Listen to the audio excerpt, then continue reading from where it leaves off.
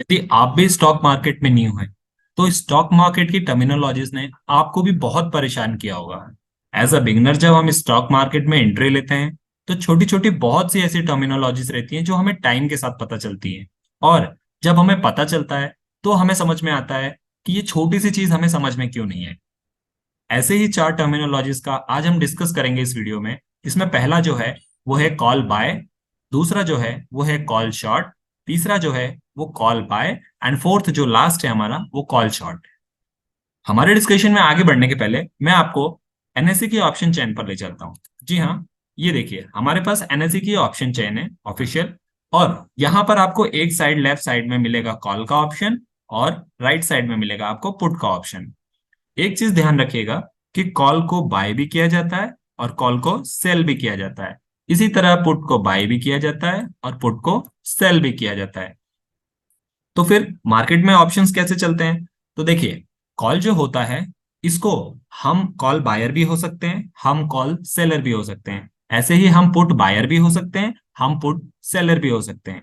देखिए, जैसे आप सब्जी की दुकान पर जाते हैं और वहां पर आप किसी से कुछ खरीदते हैं या दुकानदार से खरीदते हैं, तो जिस समय आप कुछ बाय कर रहे होते हैं उस समय आप बायर बन जाते हैं। सिमिलरली आपके लिए जो दुकानदार होगा वो सेलर होगा, क्योंकि वो आपको सेल कर रहा है। तो उसी प्रकार स्टॉक मार्केट में भी चलता है। यदि आप ऑप्शन को खरीदेंगे तो आप ऑप्शन बायर हो गए।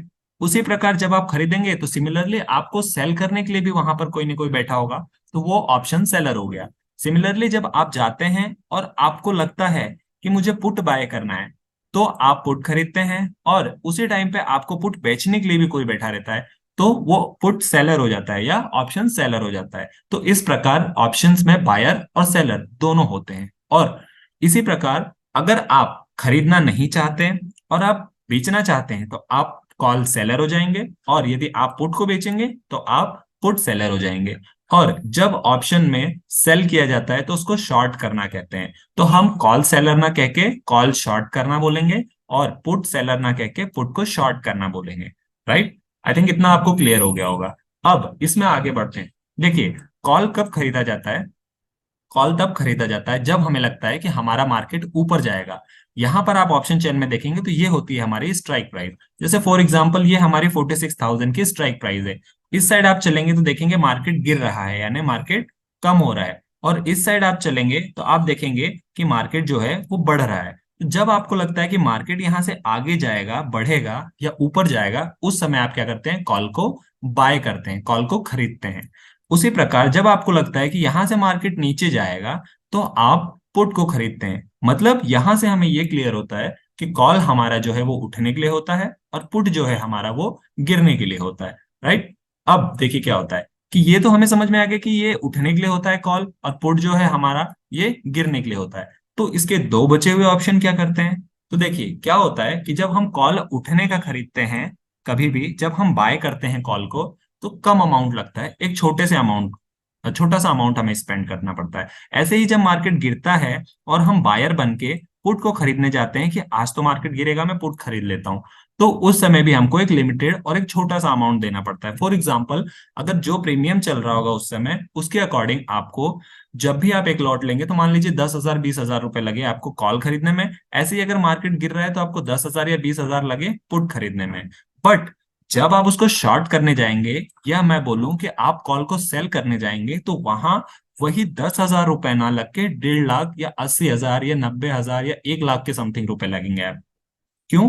क्योंकि क्या होता है कि बाय करने में लोग बायर इसलिए ज्यादा बनते हैं, क्योंकि एक कम अमाउंट में आप आराम से ट्रेडिंग कर सकते हैं। ये है एक बायर बनने का फायदा।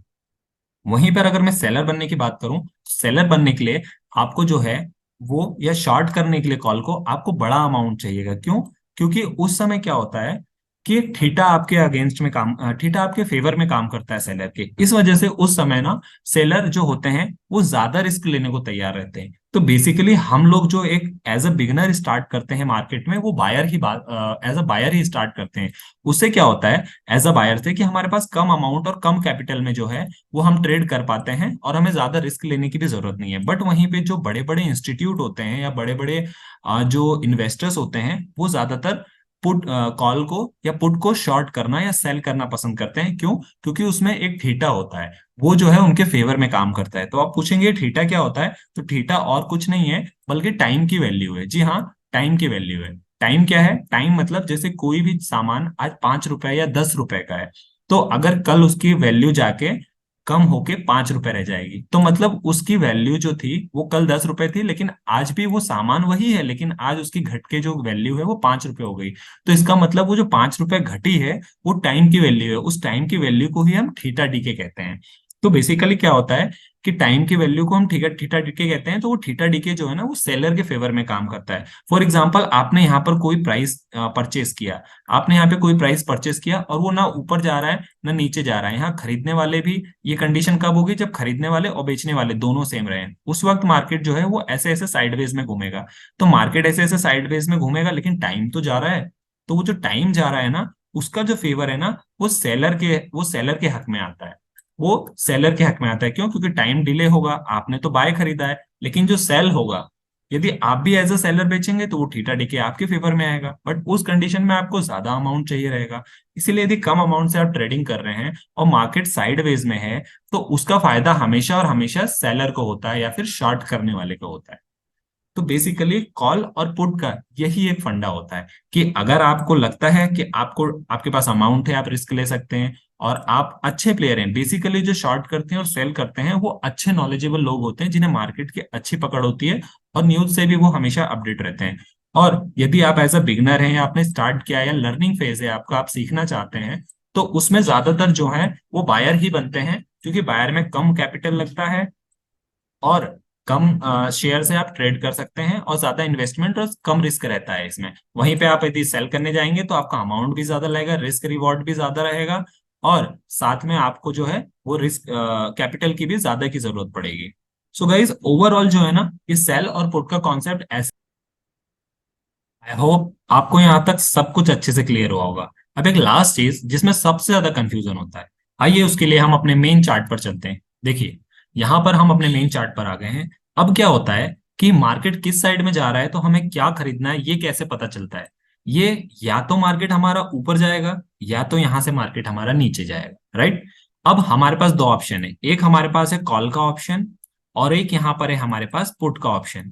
कॉल किस लिए होता है? कॉल का मतलब होता है मार्केट ऊपर जाएगा और पुट का मतलब होता है मार्केट नीचे जाएगा। तो देखिए, यदि हमें पता है किसी दिन कि मार्केट ऊपर जाएगा, तो हम क्या करेंगे?